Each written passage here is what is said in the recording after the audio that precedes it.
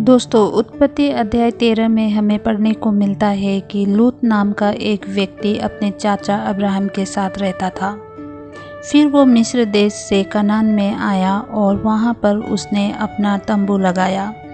लूत के साथ उसका चाचा अब्राहम भी आया हुआ था। फिर कुछ समय पश्चात उन लोगों का जानवर बहुत ज़्यादा बढ़ने लगा। उनके पास गाय, बकरी, बैल, भैंस, भेड़ था और बहुत बड़ी मात्रा में ये बहुत ही बढ़ते गए, जिसके कारण लूत और अब्राहम को अब जगह कम पड़ने लगा और चरवा लोग जो अब्राहम और लूत के जानवरों को चराने तथा देखभाल करने का काम करते थे, वे आपस में लड़ने झगड़ने लगे, जिसके कारण अब्राहम ने लूत से कहा कि हमारा आपस में लड़ना और हमारे चरवाहों का आपस में लड़ना ठीक नहीं है, क्योंकि हम आपस में भाई बंधु हैं। और कहा कि हमारे आपस में लड़ाई झगड़ा ना हो, इस कारण ये ठीक रहेगा कि हम अलग हो जाए।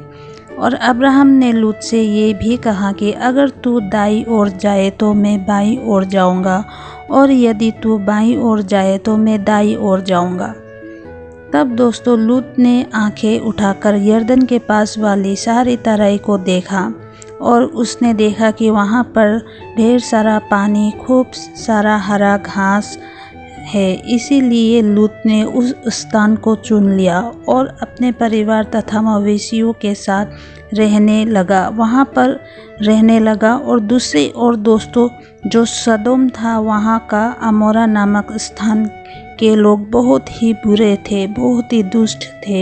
यहाँ तक कि इन लोगों के बुराई और पाप के कारण यहोवा परमेश्वर भी उस स्थान को नाश करना चाहते थे। पर यहोवा परमेश्वर लूत और उसके परिवार को बचाना चाहते थे, क्योंकि वे धर्मी तथा यहोवा से भय रखने वाले थे। इसी कारण परमेश्वर ने अपने 2 स्वर्गदूतों को भेजा और उन स्वर्गदूतों ने जाकर लूत और उसके परिवार से कहा कि तुम अपने परिवार के साथ जल्द से जल्द इस स्थान से बाहर निकल जाओ, क्योंकि यहोवा परमेश्वर इसे नाश करने वाला है। लूत उस स्थान नगर को छोड़ने में देरी कर रहा था। इसी कारण उन स्वर्गदूतों ने लूत और उसकी पत्नी तथा बच्चों का हाथ पकड़ कर नगर के बाहर ले जाने लगे, तथा साथ में स्वर्गदूतों ने ये भी कहा कि अपनी अपनी जान बचाकर भागो, पीछे मुड़कर न देखना, वरना मारे जाओगे। जब लूत के परिवार लगभग उस स्थान से निकल ही चुके थे, तो परमेश्वर ने उस नगर में आसमान से आग और गंधक बरसाया और उस स्थान को वहाँ के मनुष्य तथा जानवर तथा भूमि के सारे उपजों के साथ जलाकर नष्ट कर दिया। दूसरी तरफ लूत का जो परिवार उस स्थान से भाग रहे थे, उसी परिवार में लूत की पत्नी ने यहोवा परमेश्वर का आज्ञा नहीं माना और उसने पीछे मुड़कर देखा, और उसी समय वो नमक का खंभा बन गई। पर लूत और उसके बाकी बचे परिवार को कुछ नहीं हुआ, वो क्योंकि उन्होंने यहोवा परमेश्वर की बात को माना, आज्ञा को माना, यहोवा का भय रखा। दोस्तों, वही लूत की पत्नी ने सांसारिक चीज़ों जैसे धन संपत्ति, वैभव और अपनी जीविका के अभिलाषाओं पर मन लगाया और यहोवा का आज्ञा को नहीं माना, यहोवा के बात को नहीं सुना, ना तो यहोवा परमेश्वर से भय रखा, जिसके परिणाम स्वरूप वो नमक के खंभे में तब्दील हो गई।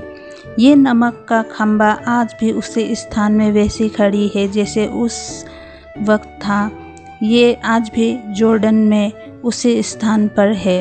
दोस्तों, यीशु मसीह ने लूका अध्याय 12 का 15 पद में कहा है कि चौकस रहो और हर प्रकार के लोभ से अपने आप को बचाए रखो, क्योंकि किसी का जीवन उसके संपत्ति के बहुत आयत से नहीं होता।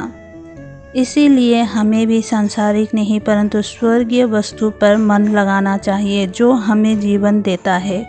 और इसीलिए यीशु मसीह ने अपने चेलों से कहा लूका 17 अध्याय का 32 पद में कि लूत की पत्नी को स्मरण रखो। तो दोस्तों, आज का मेरा ये बाइबल से एक कहानी कैसा लगा please like share and subscribe कीजिएगा। मेरे अगले वीडियो आने तक आप सब बने रहिएगा। तब तक के लिए जय मसीह की।